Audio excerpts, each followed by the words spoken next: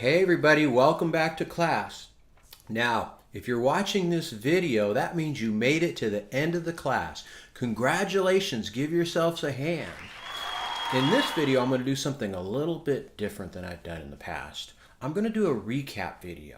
I'm going to go through the major topics that we covered in the class. I'm going to maybe give some highlights and maybe some further illustrations, maybe some biblical integration, and just speak from my heart about why I feel this topic is so important for leaders in ministry and in organizations today.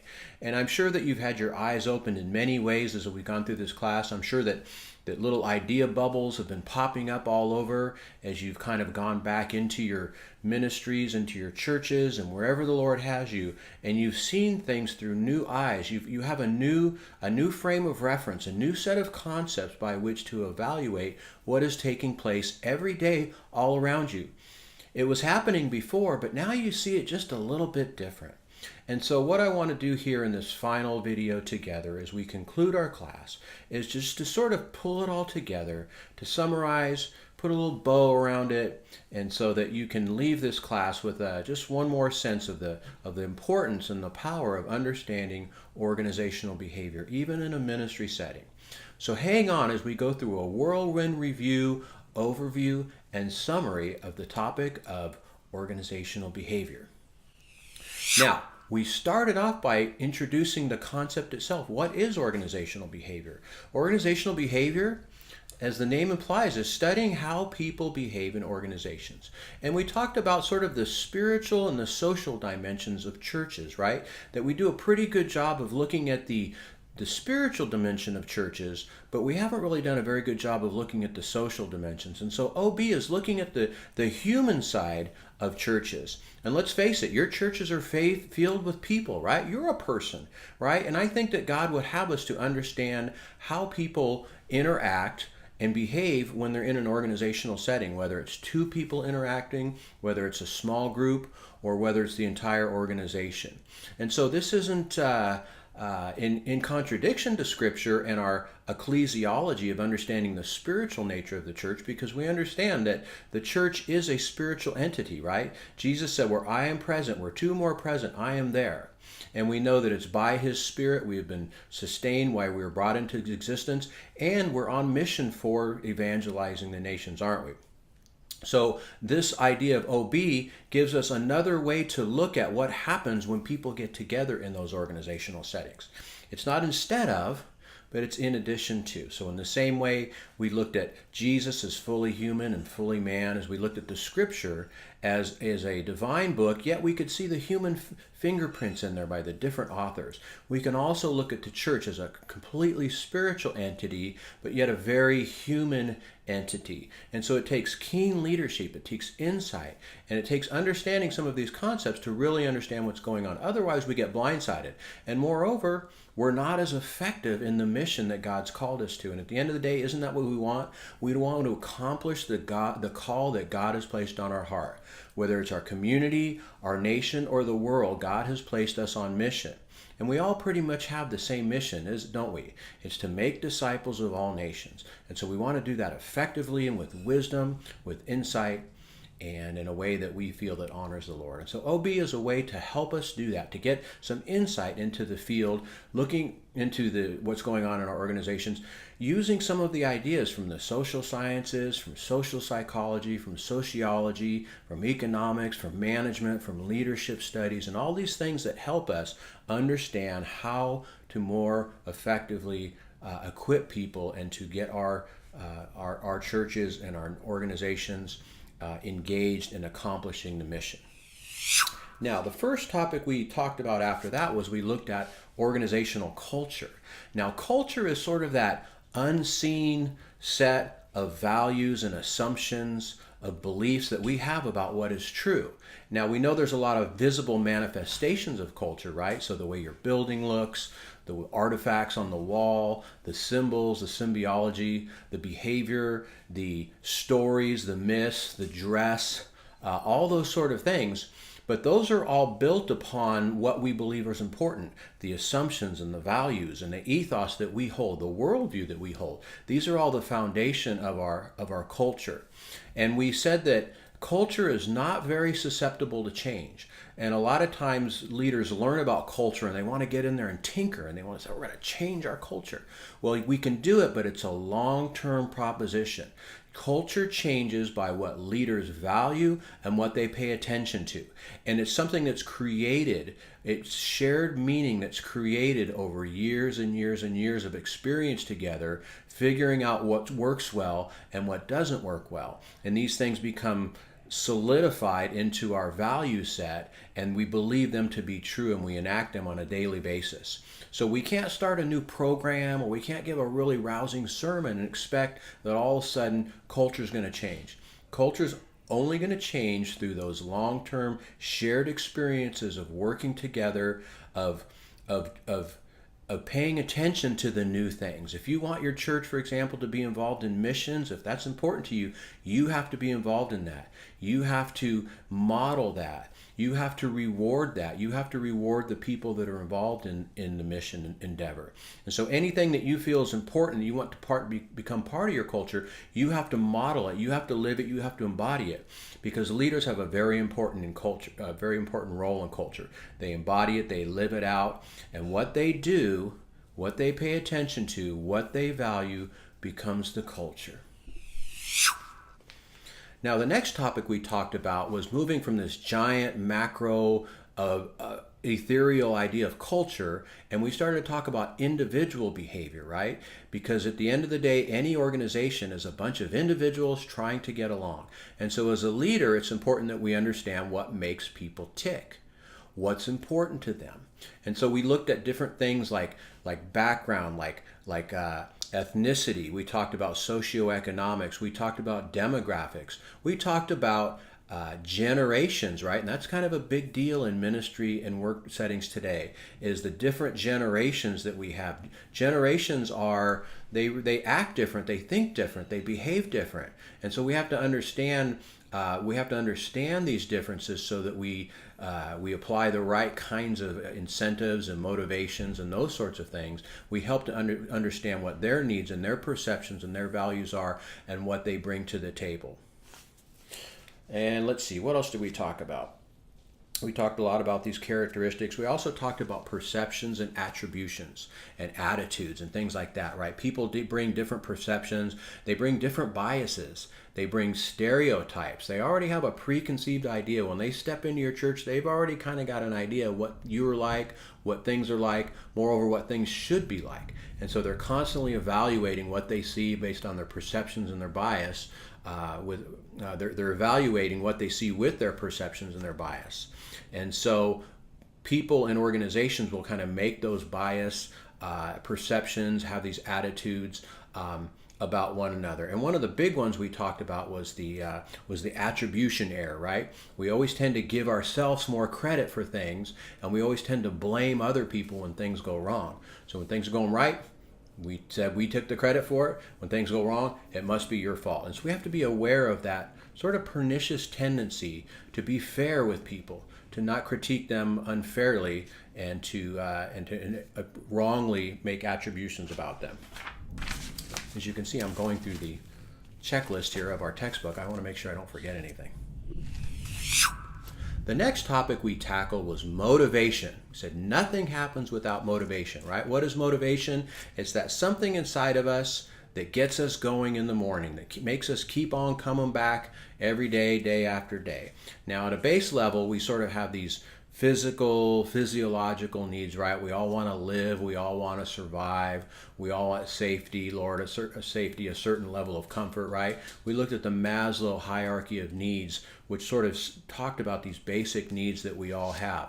But we also looked at some other models. We looked at the content models and we looked at the process models of motivation. And we looked at one called Herzberg, which made a distinction between motivators and hygiene factors, right? So some of these lower order needs, the hygiene factors, were the things that we need a safe space, we need an office, we need a comfortable environment, we need a certain amount of security through benefits and those sorts of things. But having those things is not necessarily motivating. So without those, we'll be dissatisfied, but with those, we're not necessarily motivated. And the motivators, according to Herzberg, are some of these higher order things like need for achievement, recognition, challenge, opportunity, those sorts of things. So as a leader, when you're thinking about motivating people, you have to understand that it's not just the physical things, but it's also some of those deep down needs, those motivational, those aspirational needs that people have. And we also talked about things like path goal theory and equity theory.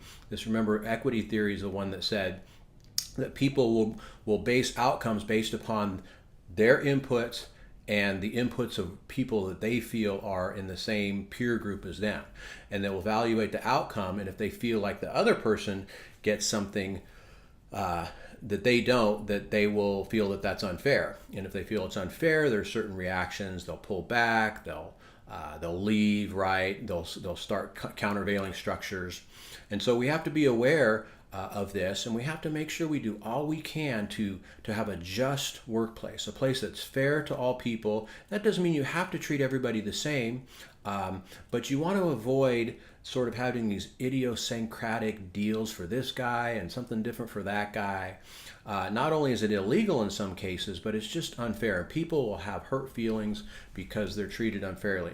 And one of the main ways we can avoid this is through things what are called procedural justice, right? And informational justice. If people know the process, if you make the process plain to them, if you share with them the criteria upon which you made a decision, when it pertains to different people, they may not like the decision, but the fact that they know how you made it makes it a lot more fair. And this happens in a lot of smaller churches where the senior pastor kind of makes these kind of willy-nilly decisions, doesn't really explain his thought process, and then all of a sudden people are going, well, why did that happen? Why did we do that? That just doesn't seem fair to me, right? So you can do that, and you can kind of, pull the, the Lord told me card. And I'm not saying the Lord didn't tell you, but when it comes to people's attitudes about things, you have to be fair and you have to be clear about how you made a decision about something. The next topic we covered was evaluation and rewards. People are working hard in your ministries and they want to know that their hard work is going to pay off.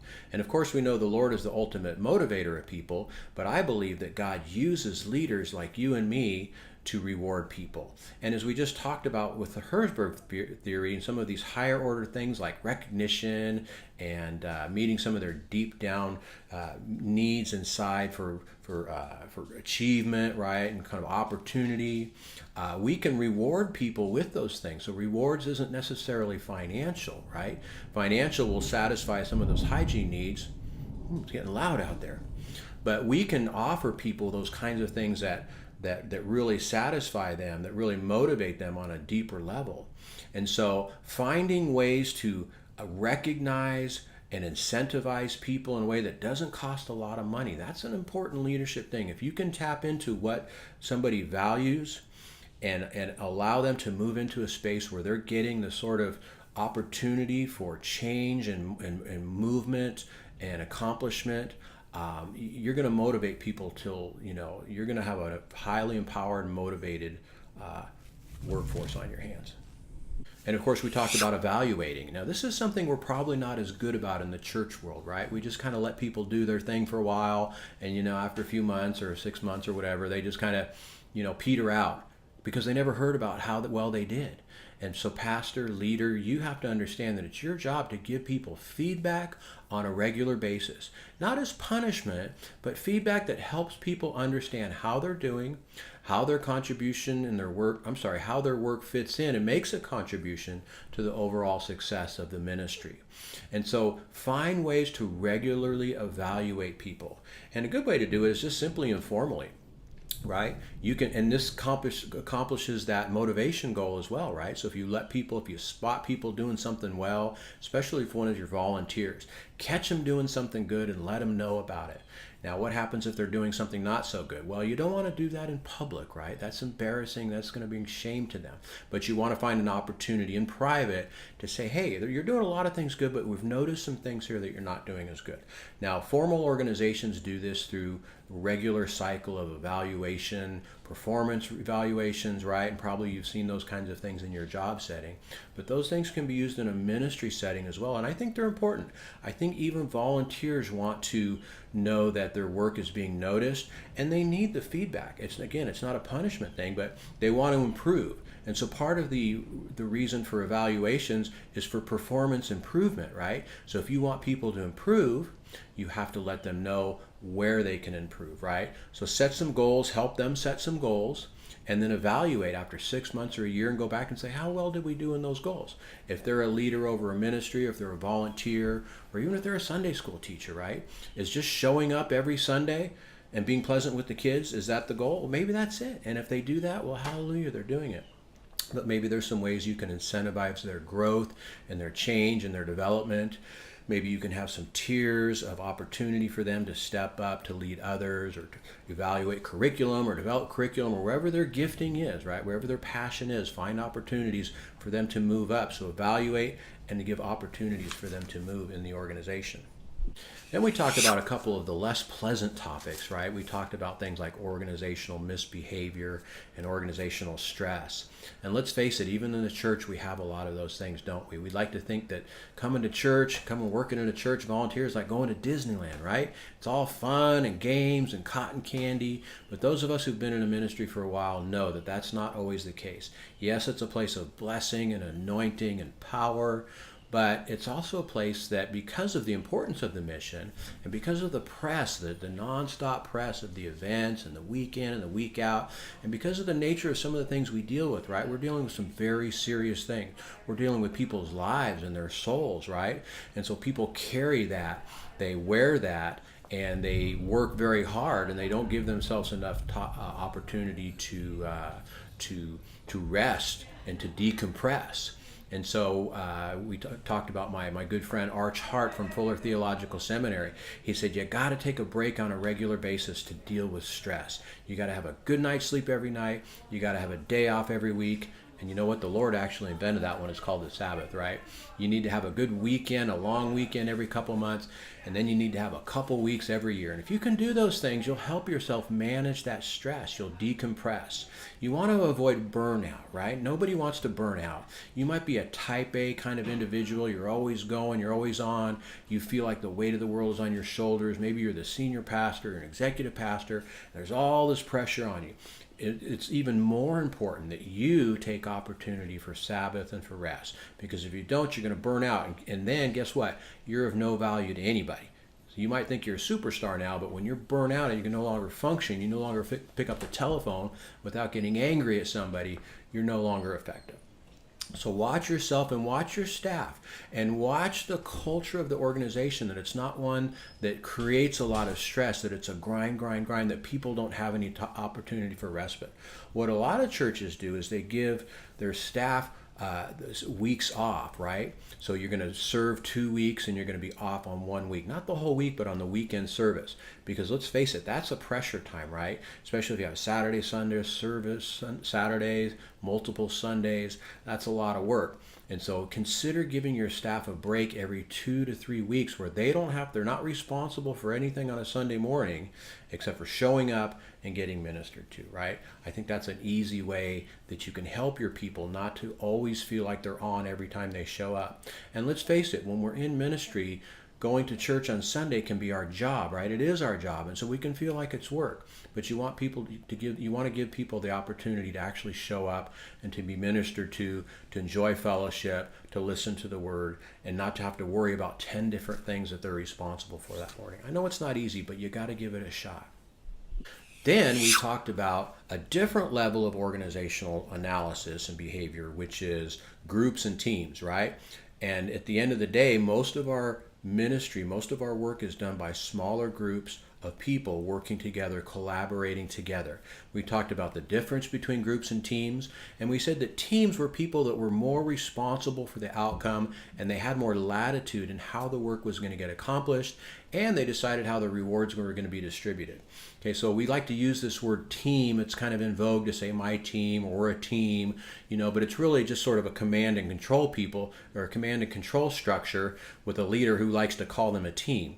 So you have to understand, if you really want to go for that team dynamic, it's going to take a little more empowerment on your behalf. It's going to take a little more intentionality. It's going to take a lot more training, right? Because you have to train people in a lot of the team dynamics, because it's not just about you making all the decisions, but it's equipping them and empowering them and teaching them how to work together, how to make decisions, how to come to consensus, how to deal with conflict, and all those sorts of things. So teams are great, but they take more work. They take more work, but the research shows us that if you put in the work to actually develop a functioning team structure, you're going to get more productivity. People are going to be empowered. They're going to work harder. We all love working together. We all like feeling responsible for our little, niche of the world, right?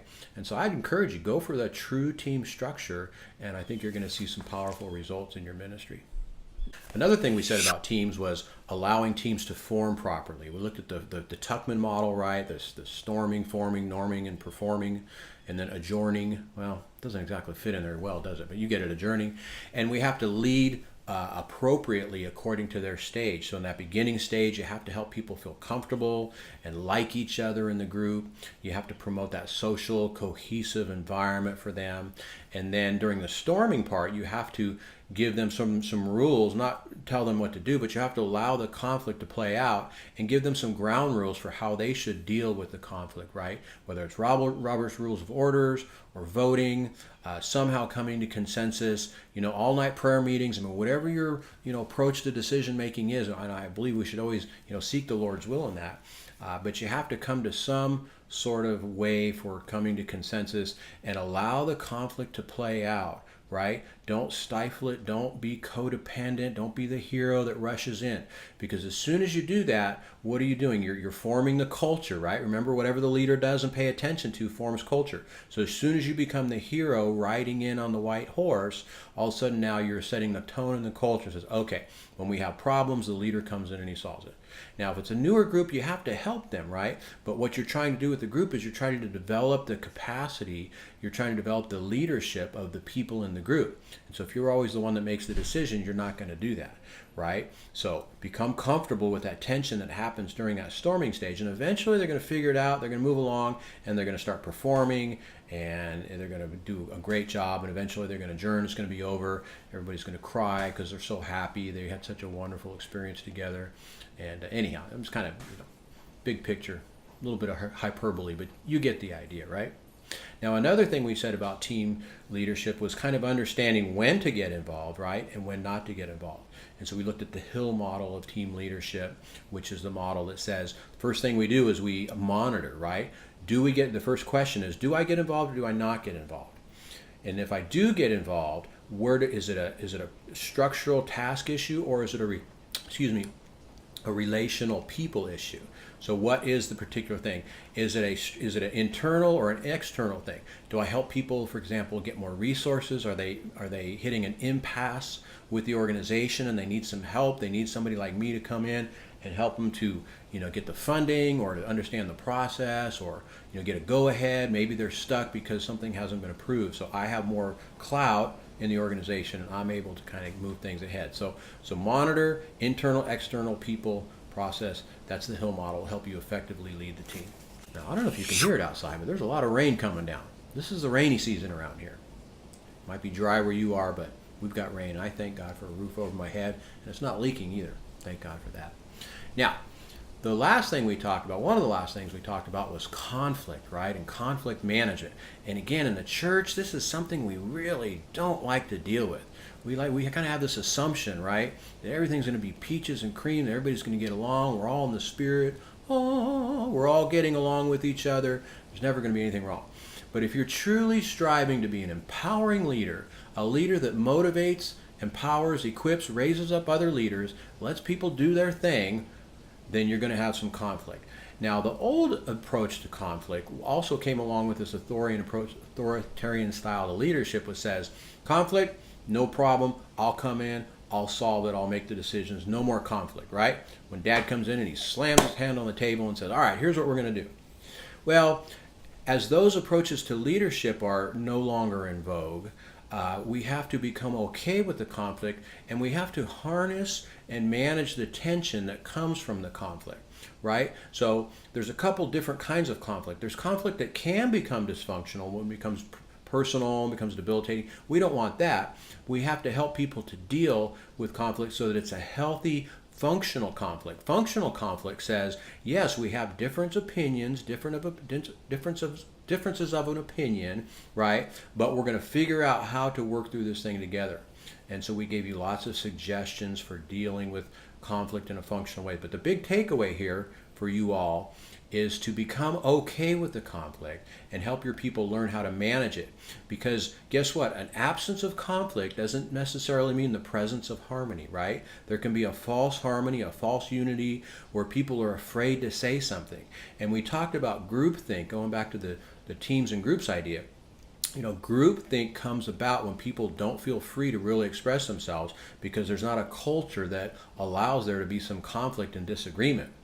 And again, in churches, we're not really good at allowing a culture of disagreement. Now, again, nobody wants constant bickering, but from time to time and on occasion, you have to let people disagree. Well-meaning people disagree, because there's a lot of things that are, you know, there's some things that are non-negotiable in our ministries, right? Jesus Christ is Savior, the Word of God is the final authority, etc., etc. But then there's a lot of things that could be negotiated, especially in an organizational context, right?